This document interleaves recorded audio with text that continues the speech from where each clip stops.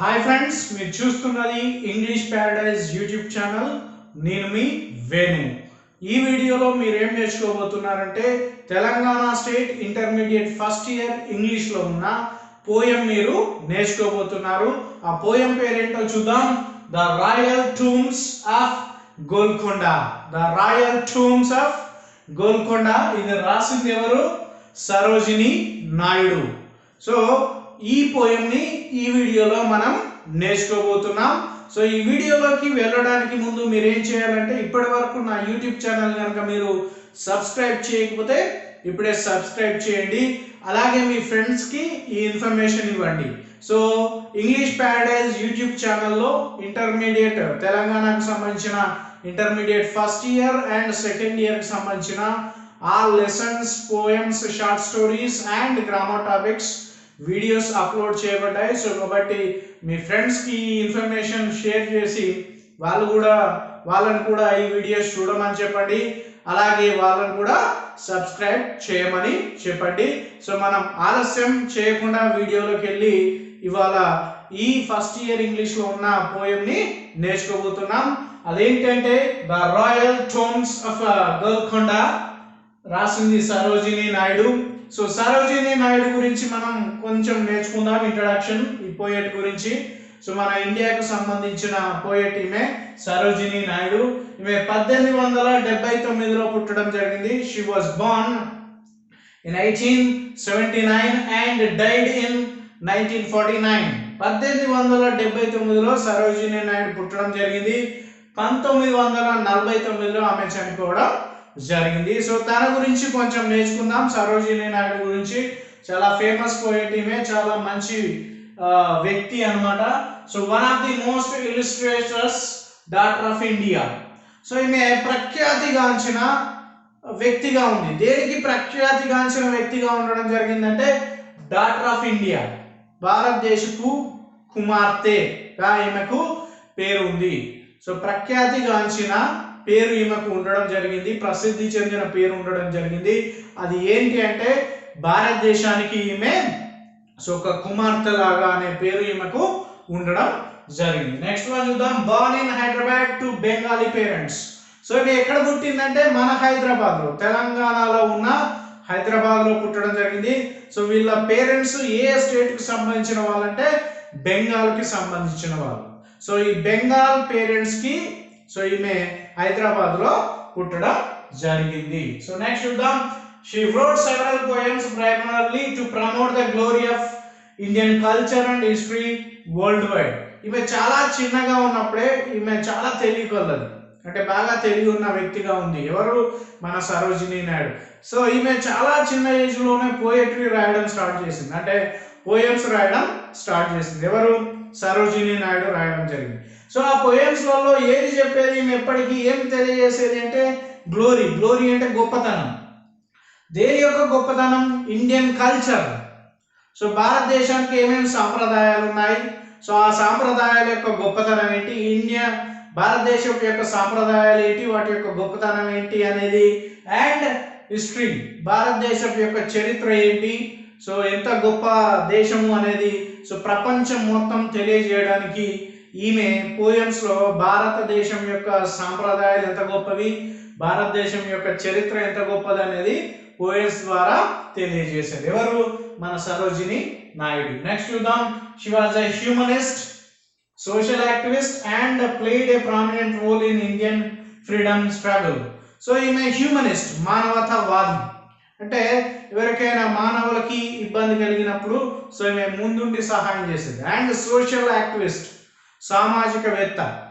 అంటే సమాజంలో ఏదైనా తప్పులు జరిగినప్పుడు, ఏదైనా అన్యాయం జరిగినప్పుడు సో ముందుండి అందరి కోసం ఈమె పోరాటం చేసేది. అండ్ ఇంకా పెద్దగా ఏం చేసింది ఈమె, సో చాలా ప్రామినెంట్ రోల్, సో గొప్ప రోల్ ఈమె పోషించింది. ఎందులో అంటే ఇండియన్ ఫ్రీడమ్ స్ట్రగుల్లో, సో భారతదేశానికి స్వాతంత్రం తీసుకురావడంలో, ఆ ఉద్యమంలో సో కూడా ఈమె చాలా బాగా గాంధీజీతో పాటు పాల్గొనడం జరిగింది. సో అదే అన్నమాట. Next, Gandhiji called her the nightingale of India. So ఈమె పోయమ్స్ని కానీ ఈమె స్పీచెస్ని కానీ, ఎవరి పోయమ్స్ని ఎవరి స్పీచెస్ని సరోజినీ నాయుడు స్పీచెస్ని కానివ్వండి, సరోజినీ నాయుడు రాసిన పోయమ్స్ని కానీ చూసి ఇంప్రెస్ అయ్యి గాంధీజీ ఈమెను ఏమని పిలిచాడట, the nightingale of India. So ఈమె భారతదేశానికి కోకిల లాంటిది. నైటింగేల్ అంటే అర్థం ఏంటి, కోకిల. సో భారతదేశానికి ఈమె కోకిల లాంటిది అనే బిరుదు కూడా ఇచ్చాడు. ఏ బిరుదు, నైటింగేల్ ఆఫ్ ఇండియా అనే బిరుదు కూడా సరోజినీ నాయుడుకి ఎవరు ఇచ్చారు, గాంధీజీ ఇవ్వడం జరిగింది. Next philanthropist Sarojini Naidu give her home golden threshold to the government for some public use. So ఈమె మనం ఇంతకుముందు ఏమన్నాం, హ్యూమనిస్ట్ అండ్ సోషల్ యాక్టివిస్ట్ ఇవన్నీ ఉన్నాయి. ఇంకా ఏమేంటంట, ఫిలాంథ్రఫిస్ట్. ఏ లాభం ఆశించకుండా ఎవరైతే అవసరం ఉన్నవాళ్ళో సో వాళ్ళకి సహాయం చేయడాన్ని, దానం చేయడాన్ని ఏమంటారంటే ఫిలాంథ్రఫిస్ట్. సో వాళ్ళు వాళ్ళ నుంచి రిటర్న్ ఆశించరు, ఎలాంటి లాభాన్ని ఆశించకుండా ఫ్రీగా దానం చేయడాన్ని, అవసరం ఉన్న వాళ్ళకి దానం చేయడాన్ని, అవసరం ఉన్న వాళ్ళకి ఇవ్వడాన్ని ఫిలాంథ్రఫిస్ట్ అని అంటారు. అలా ఇచ్చే వ్యక్తుల్ని ఫిలాంథ్రఫిస్ట్ అని అంటారు. సో ఈమెకి హైదరాబాద్ మిడిల్లో అంటే హైదరాబాద్ మధ్యలో ఒక ఇల్లు ఉంది. ఎవరికి, సరోజినీ నాయుడుకి ఒక ఇల్లు ఉంది, వీళ్ళ ఫ్యామిలీకి ఒక ఇల్లు ఉంది. సో ఆ ఇల్లు పేరు ఏం పేరు అంటే గోల్డెన్ థ్రెషోల్డ్. ఆ గోల్డెన్ థ్రెషోల్డ్ అనే ఇల్లును, చాలా పెద్ద ఇల్లు, ఆ ఇల్లుని గవర్నమెంట్ కి హ్యాండ్ ఓవర్ చేసింది ఎవరు, మన సరోజినీ నాయుడు. ఎందుకు, ఫ్రీగా పేదలకి ఏదో రకంగా అది యూజ్ చేయండి, స్కూల్స్ కన్నా యూజ్ చేయండి, లైబ్రరీ కన్నా యూజ్ చేయండి, పూర్ పీపుల్కి షెల్టర్ ఇవ్వడానికైనా యూజ్ చేయండి అని ఆమె సొంత ఇల్లుని సో దానం చేసేసింది, గవర్నమెంట్కి అప్పచెప్పింది. సో అంత గొప్ప వ్యక్తి ఎవరు, మన Sarojini Naidu. And she was the first women president of Indian national Congress. అప్పుడు కాంగ్రెస్ పార్టీ ఉంది కదా, ఇండియన్ నేషనల్ కాంగ్రెస్ పార్టీ ఉంది కదా, దానికి ఈమె ఫస్ట్ ఉమెన్ ప్రెసిడెంట్. అంటే ఆడవాళ్ళలో ప్రెసిడెంట్ అయిన వాళ్ళలో she is the first or she was the first. So ఈమె ఇండియన్ నేషనల్ కాంగ్రెస్ కి ఫస్ట్ ఉమెన్ ప్రెసిడెంట్. అలాగే first women governor of UP. So ఈమె ఫస్ట్ ఉమెన్ గవర్నర్ గా కూడా పనిచేసింది స్వాతంత్రం వచ్చిన తర్వాత. సో స్వాతంత్రం వచ్చిన తర్వాత ఇండియాకి ఈమె ఒక స్టేట్ కి గవర్నర్ గా ఉంది, అదేంటి యూపీ, యునైటెడ్ ప్రావిన్సెస్ కి ఈమె గవర్నర్ గా ఉంది. ఇప్పుడు దీన్ని మనం ఉత్తరప్రదేశ్ అని అంటున్నాం. అప్పుడు యూపీ ఉంది కదా, యునైటెడ్ ప్రావిన్సెస్ అని ఉంది కదా. సో ఇప్పుడు మనం దాన్ని ఏమని పిలుస్తున్నాం, అదే యునైటెడ్ ప్రావిన్సెస్ ని ఉత్తరప్రదేశ్ అని పిలుస్తున్నాం. దానికి Sarojini Naidu first women governor గా పనిచేయడం జరిగింది. ఈమె రాసిన కొన్ని పోయమ్స్ ఉన్నాయి, అవేంటో చూద్దాం. ద గోల్డెన్ థ్రెషోల్డ్, వాళ్ళ ఇంటి పేరు ఉంది కదా, అది ఒక పోయం రాయడం జరిగింది. తర్వాత the bird of time, songs of life. So ఈమె రాసింది ఒక poem, the bird of time అనేది రాసింది, అందులో సాంగ్స్ ఆఫ్ లైఫ్ అనే ఒక పోయం కూడా ఉంది. నెక్స్ట్ ద బ్రోకెన్ వింగ్, అది కూడా రాయడం జరిగింది. డెత్ అండ్ ద స్ప్రింగ్, ఇది ఒక poem. Death and the spring ఒక పోయం. ద స్క్రిప్టెడ్ ఫ్లూట్, సాంగ్స్ ఆఫ్ ఇండియా, ఇది రాసింది. The feather of the dawn, ఇది కూడా రాయడం జరిగింది. ఇది సరోజినీ నాయుడుకు సంబంధించిన ఇంట్రడక్షన్. రైట్, మనం ఇప్పుడు పోయం గురించి చూద్దాం. The royal tombs of Golconda, tombs of Golconda. So ఈ పోయంలో మరి సరోజినీ నాయుడు ఏం తెలియజేస్తుంది, ఈ పోయం దేని గురించి తెలియజేస్తుంది అంటే చూద్దాం. Poem deals with the terms of the 7 Qutub Shahi rulers. ఈ పోయం లో ఏం చెప్తుంది సరోజినీ నాయుడు అంటే 7 కుతుబ్ షాహీ రూలర్స్ అంటే 7 వంశాలకి, అంటే కుతుబ్ షాహీ ఉంటాడు, వాళ్ళ కొడుకు అలా 7 జనరేషన్స్ కి సంబంధించిన 7 ఏమంటారు జనరేషన్స్ ని తెలుగులో అంటే 7 వంశాలకు చెందిన కుతుబ్ షాహీ రూలర్స్ గురించి చెప్పడం జరిగింది. సో వాళ్ళ యొక్క సమాధుల గురించి కూడా చెప్పడం జరిగింది. అంటే ఇందులో 7 కుతుబ్ షాహీ వంశాలకు సంబంధించిన రాజుల యొక్క సమాధుల గురించి ఈ పోయంలో మనకి ఎక్స్ప్లెయిన్ చేయడం జరిగింది.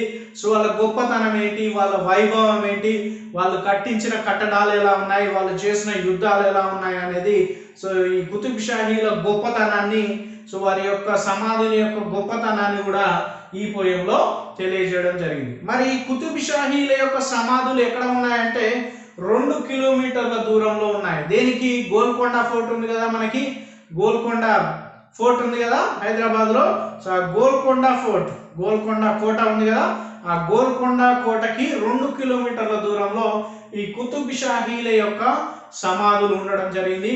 సో వాటి గురించి ఈ పోయంలో చెప్పడం జరిగింది. ఇంకా అందులో ఇంకేం చెప్పింది? కుతుబ్ షాహీల యొక్క 7 కుతుబ్ షాహీ రూలర్స్ యొక్క సమాధులు, దాంతోపాటు beautiful gardens of Ibrahim Bagh. So ఆ సమాధుల పక్కనే, ఆ కుతుబ్ షాహీ సమాధుల పక్కనే సో ఇబ్రహీం బాగ్ లో గార్డెన్స్ కూడా ఉన్నాయి. సో మంచి గార్డెన్స్ ఉన్నాయి వాళ్ళ సమాధుల చుట్టూ. సో ఆ సమాధుల చుట్టూ ఉన్న గార్డెన్ యొక్క బ్యూటిఫుల్ ని తెలియజేస్తుంది. And Qutub Shahi architecture. So Qutub షాలు కట్టిన సమాధులే కానివ్వండి, ఆ కుతుబ్ షాహీలు కట్టిన కోటలే కానివ్వండి, వారి యొక్క సమాధుల కట్టడాల తీరు కానివ్వండి, సో వారి ఆర్కిటెక్చర్ నైపుణ్యాలు, స్కిల్స్ ఎలా ఉన్నాయనేది ఈ పోయంలో సరోజినీ నాయుడు చెప్పడం జరిగింది. సో ఈ పోయం 6 స్ట్రాంజాస్ గా ఉన్నాయి. సో మనం ప్రోజ్ లో అయితే పారాగ్రాఫ్ అంటాం, అదే పోయంలో అయితే స్ట్రాంజా అని అంటాం. సో ఇందులో ఎన్ని స్ట్రాంజాస్ ఉన్నాయి? 6 స్ట్రాంజాస్ ఉండడం జరిగింది అనమాట. సో ఈ 6 స్ట్రాంజాలో ప్రతి స్ట్రాంజాలో 4 లైన్స్ ఉండడం జరిగింది అనమాట. సో ఈ 6 స్ట్రాంజాస్ నేను మీకు ఇప్పుడు స్ట్రాంజా వైజ్ గా మీకు ఎక్స్ప్లెయిన్ చెబుతున్నాను. ఫస్ట్ స్ట్రాంజాలో సరోజినీ నాయుడు ఏం చేసింది? ఐ మ్యూజ్ అంటే దేవత, నేను దేవత లాగా ఉన్నాను. అక్కడ ఏంటి? అక్కడ అన్ని ఏమున్నాయి? ఈమె ఊహిస్తుంది. సరోజినీ నాయుడు ఊహించి రాసిన పోయం ఇది అనమాట, రైట్? సో అదే అక్కడ వాళ్ళ సమాధులు, కుతుబ్ షాహీస్ సమాధులు ఉన్నాయి కదా, 7 జనరేషన్స్ కు సంబంధించిన రూలర్స్ కు సంబంధించిన సమాధులు అక్కడ ఉన్నాయి కదా. సో ఆ సమాధులు ఎలా ఉన్నాయంట? చాలా స్పేస్ గా ఉన్నాయంట, విశాలంగా ఉన్నాయి. సో వాటిని దేంతో పోల్చిందంటే ఫేమ్స్ అంటే ఏంటి అంటే గుడులు, అంటే ప్రార్థించడానికి వీలున్న ప్లేసెస్ ని ఫేమ్స్ అంటారు.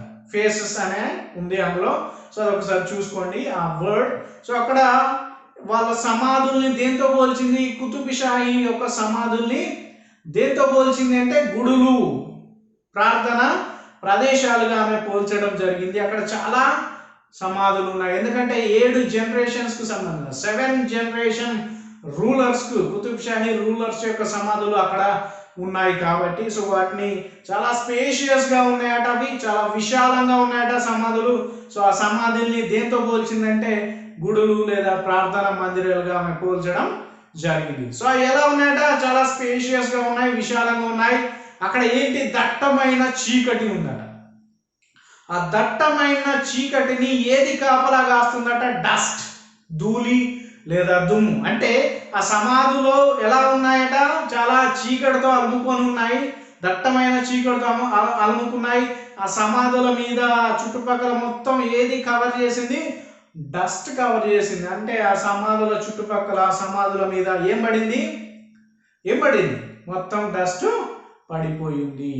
సో ఆ చుట్టుపక్కల సమాధుల చుట్టుపక్కన ఏముంది? మైదానాలు. ఇంతకుముందు మనం ఏమన్నాం?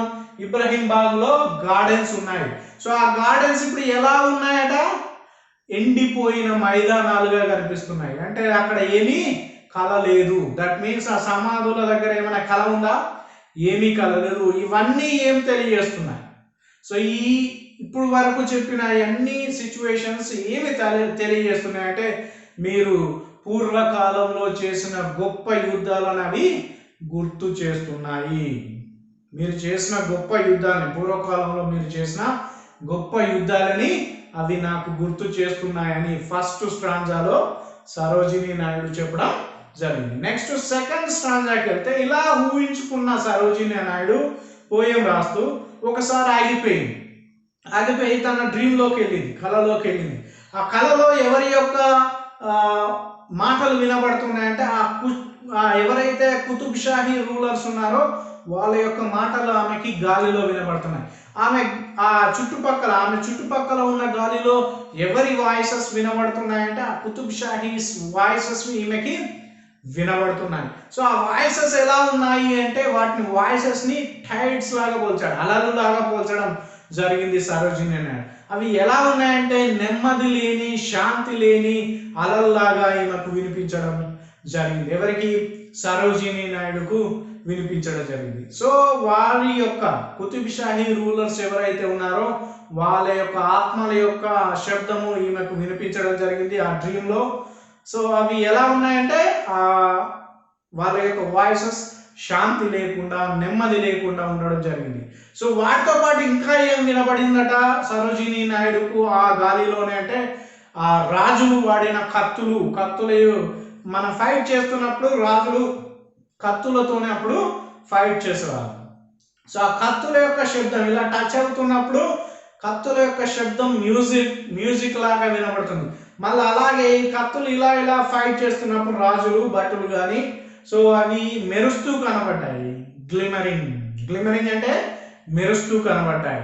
సో ఇవన్నీ ఏం తెలియజేస్తున్నాయి అంటే సో మీ యొక్క గొప్పతనాన్ని తెలియజేస్తాయి. ఆ సెకండ్ స్టాంజాలో లాస్ట్ లైన్లో ఏం తెలియజేస్తుంది, ఎలా ముగించింది సరోజినీ నాయుడు అంటే సో వధువులు నవ్వుతూ ఉన్నారు. సో ఎప్పుడైతే యుద్ధంలో ఒక రాజు గెలుస్తాడో సో ఓడిపోయిన వాళ్ళు ఏం చేస్తారో ఆక్రమించడం జరుగుతుంది.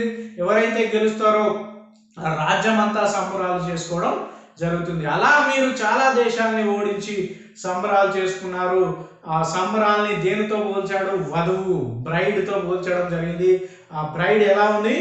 నవ్వుతూ ఉందని చెప్పడం జరిగింది. సో నెక్స్ట్ థర్డ్ స్టాంజాకి వచ్చేసరికి సరోజినీ నాయుడు ఏం చెప్తుంది అంటే కింగ్స్ ఉన్నారు కదా, ఆ కుతుబ్ షాహీ రూలర్స్ ఉన్నారు కదా, టైం మీకోసం ఆశపడుతుంది. సో దేనికోసం టైం ఆశపడుతుంది? సో మీ యొక్క గొప్ప పేర్లను అందరూ మర్చిపోయారు. మీ యొక్క గొప్ప పేర్లను అందరూ మరిచిపోయారు. సో మీ యొక్క సమాధులు ఎలా నిర్మించబడ్డాయి?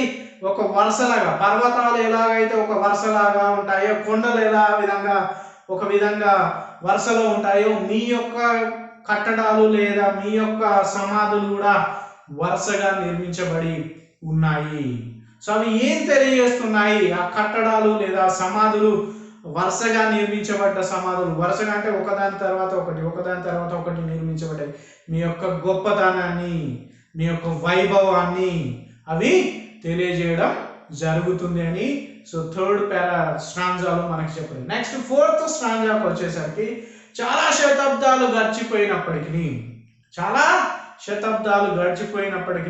మీ పేర్లు ఇంకా మేము గుర్తు చేసుకుంటూనే ఉన్నాం. ఎందుకంటే మీరు చేసిన యుద్ధాలు, మీరు కట్టిన కట్టడాలు, మీరు పరిపాలించిన విధానము, సో మీరు ప్రజల్ని చూసుకున్న విధానము, ఇవన్నీ మాకు ఇప్పుడు ఏది గుర్తు చేస్తున్నాయి?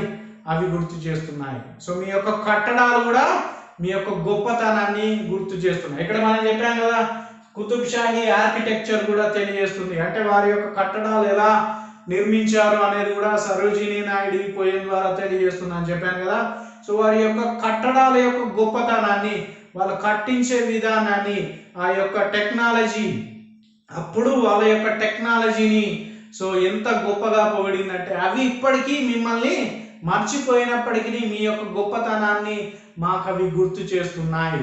సో మీరు ఎంత గొప్పవాళ్ళు, మీ రూలర్స్ అంటే మీ జనరేషన్స్ ఎంత బాగా పరిపాలించాయి, సో అవి అనేది ఇప్పుడు మాకు గుర్తు చేస్తున్నాయి. మీ గొప్పతనాన్ని, కట్టడాలు ఇప్పటికీ అలాగే నిలిచి ఉన్నాయి. గోల్కొండ ఫోర్టే కానివ్వండి, ఈ కుతుబ్ షాహీస్ సమాధులే కానివ్వండి, ఇప్పటికీ చెక్కు చెదరకుండా అలాగే కట్టడాలు అలాగే ఉన్నాయి. కానీ ఇప్పుడు చూడండి, ఇప్పుడు లేటెస్ట్ టెక్నాలజీ యూజ్ చేసిన ఏవైనా కానివ్వండి, బిల్డింగ్స్ కానివ్వండి, వంతెనలు కానివ్వండి, సమాధులు కానివ్వండి, కొన్ని సంవత్సరాల్లోనే కూలిపోతున్నాయి. కానీ అవి కొన్ని శతాబ్దాలైన ఏన్షియంట్ కాలంలో కట్టిన రాజులు కట్టిన కట్టడాలే కానివ్వండి, సమాధులే కానివ్వండి, ఇంకేమైనా కానివ్వండి, అవి కొన్ని వందల సంవత్సరాలు చెక్కు చెదరకుండా అలాగే ఉంటున్నాయంటే అవి మీ గొప్ప ఆర్కిటెక్చర్ టెక్నిక్స్ని అవి మాకు తెలియజేస్తున్నాయి. మీ గొప్పతనాన్ని, మీరు పరిపాలించిన విధానాన్ని అవి తెలియజేస్తున్నాయి అని ఫోర్త్ పారాగ్రాఫ్లో చెప్పారు సార్, ఫోర్త్ స్టాంజాలో చెప్పడం జరిగింది. నెక్స్ట్ ఫిఫ్త్ స్టాంజా గారికి వస్తే క్వీన్స్, రాణులు. ఇంతసేపు రాజుల గురించి చెప్పింది కదా, కుతుబ్ షాహీ రాజుల గురించి చెప్పింది కదా. ఈ ఫిఫ్త్ స్టాంజాలో రాణిల గురించి, కుతుబ్ షాహీ కాలంలో ఉన్న రాణుల గురించి చెప్పడం, క్వీన్స్ గురించి చెప్పడం జరిగింది. ఆ క్వీన్స్ని దేంతో పోల్చింది సరోజినీ నాయుడు అంటే ఫ్లవర్స్, పూలతో పోల్చడం జరిగింది. సో వాళ్ళకు ఒక ఫేట్ ఉంది, వరల్డ్ ఫేట్ ఉంది, అది వాళ్ళు తప్పించుకోలేరు. ఆ వరల్డ్ ఫేట్, ఆ పూర్వపు కర్మ, సో రాణులకు ఉన్న కర్మ వాళ్ళకి ఏ శిక్ష విధించిందట, సో కాలంతో పాటు వాళ్ళు కూడా చనిపోయారు. ఎవరు? రాణులు కూడా, క్వీన్స్ కూడా రాజులతో పాటు చనిపోవడం జరిగింది.